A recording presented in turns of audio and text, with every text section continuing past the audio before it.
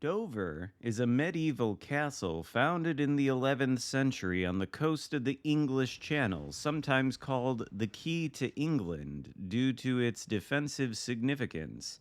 But somehow in World of Warships Legends, the castle slipped into the sea and became a copy paste of the Tier VII Tech Tree British Battlecruiser Hawke, albeit with some differences.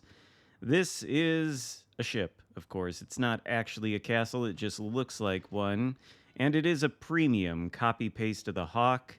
I don't know exactly why you would want to buy it, unless you really love the aesthetics, I suppose. But you can purchase it for 17,500 doubloons, and I guess it's got a few things going for it over Hawk. It's got a little bit more HP for one, and I think it's kind of ironic that of all ships to choose on the British battleship line at Tier 7, we would go with making Hawke into a castle, because after all, castles are defensive fortifications. I believe the only definition of a castle is that it is a home that is defendable against attacks and can hold out in sieges and whatnot. So you think, defensive fortress. But Hawke, for its part, is probably one of the squishiest battleships at Tier 7. It has a lot of HP, and Dover actually has more, but the armor scheme is not great. Both of these ships have overmatchable bows and sterns, and those overmatchable sections are quite large, only 25 millimeters, so practically every battleship you encounter can overmatch that, with a few exceptions. And then, of course, the citadel on both of them is gigantic, probably the size of some cruisers in this game. If anything pens this armor and hits that citadel, it could easily be catastrophic. So you do have to be somewhat careful, I suppose, with both the Dover and the Hawk. I'll go down the specific specs of the Dover and I'll point out where they differ from the Hawk. We can start with the HP. On Dover, we have a total of 74,400, but that is actually cut down by my commander build. I'm using John Fisher. I'll put him up now so you can see. He's got a skill in the third row called Reformer, which increases battleship range and buffs dispersion at the cost of losing 4% HP. And so with that, Dover is at 74,400, but its base is 77,500, probably making it one of the highest HP pools in the tier for a battleship at Tier 7. Even so, it still has the armor working against it. Hawke, for its part, has 78,850 HP with the same build, so a little bit less, I suppose. You could say, in that sense, Dover is more castle-like and more tanky, just because of the more HP. As for the main battery guns, which we've just used there to secure the first kill of the game, they're pretty similar. Both ships have 9 406mm or 16-inch guns. Dover has slightly better Sigma at 1.99 compared to Hawke's 1.79, but Hawke, I would say, has significantly better dispersion. And maybe you can see that in some of these salvos. You see how widely these shells disperse? It doesn't look very accurate, but by the end of this battle, we'll have a respectable total damage done, and, well, spoiler alert, we are going to lose, but I don't know how much of my fault that is. As you can see, the blue team on the other side of the map is just dropping like flies. As for the other differences in the guns here, I'm not going to shoot HE at all in this battle, but if I did, we would find pretty much the same HE parameters on Dover as we do Hawke. Both of them deal about 5,355 damage with their HE. Dover only has a 40% fire chance, whereas Hawke's is 45, so I guess it's slightly worse. But on the AP front, Dover hits like a freight train.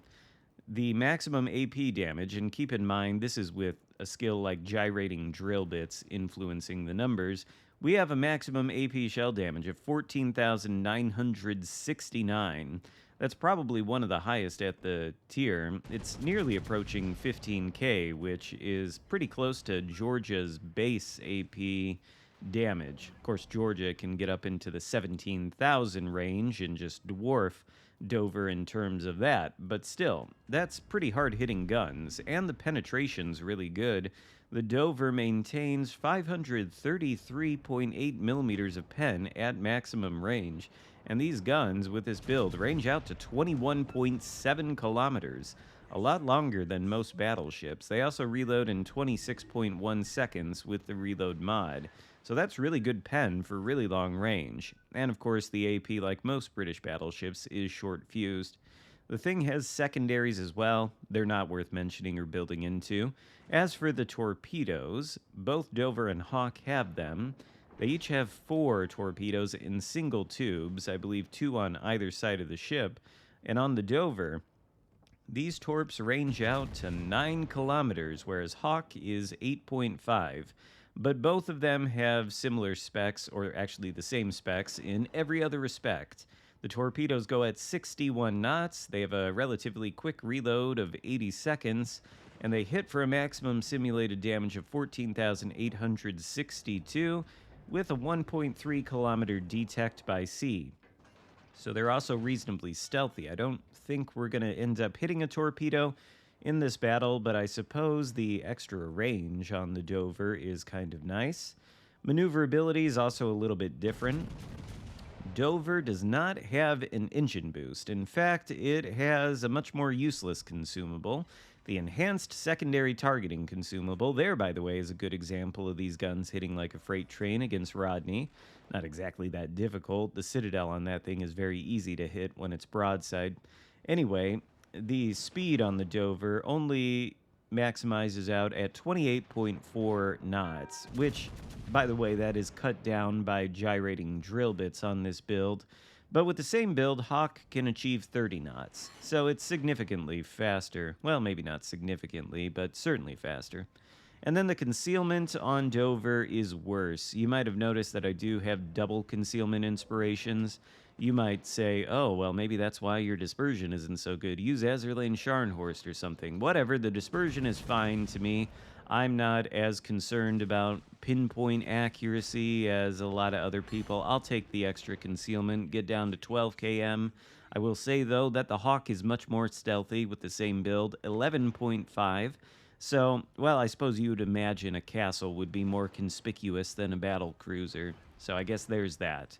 As for the consumables, it is a little bit different. We do have that enhanced secondary targeting consumable, which is not very useful.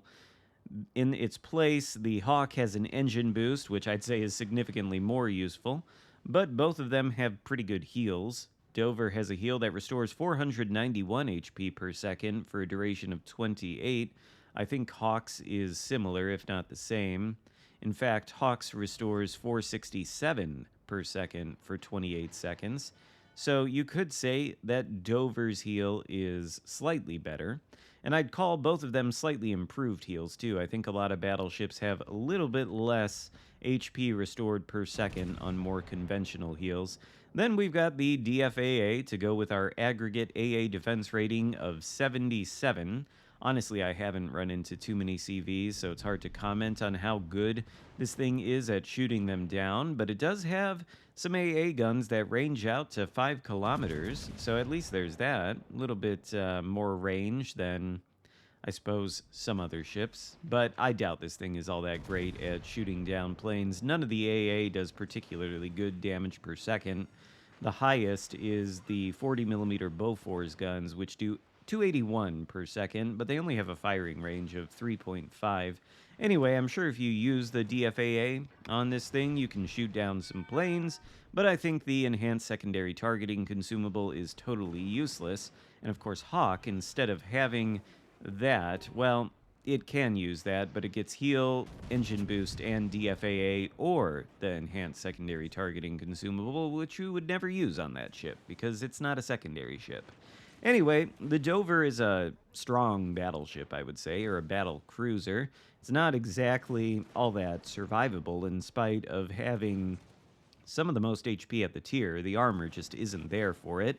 And ultimately, you do need teammates to, help you win the battle. But as you can see, the thing is capable of dealing the damage. 167,719 with high caliber and Confederate medals in this tragic loss. But ultimately, I don't know why you would want to buy this ship. I personally wouldn't recommend it. The castle skin, I mean, good job to the art department. Looks like they put a lot of work into it. And it looks good, even if it's not to my taste or to a lot of other people's, I suppose. But ultimately, what you have here is a copy paste premium Hawk with slight differences. So if you really love the Hawk and you wish it was a little bit slower but hit harder, and you could get the credit earnings from premium ships off of it, maybe Dover is for you, but personally, I wouldn't recommend it. Hope you enjoyed the video. If so, give it a thumbs up. Consider subscribing if you haven't already, and I'll see you next time. Goodbye.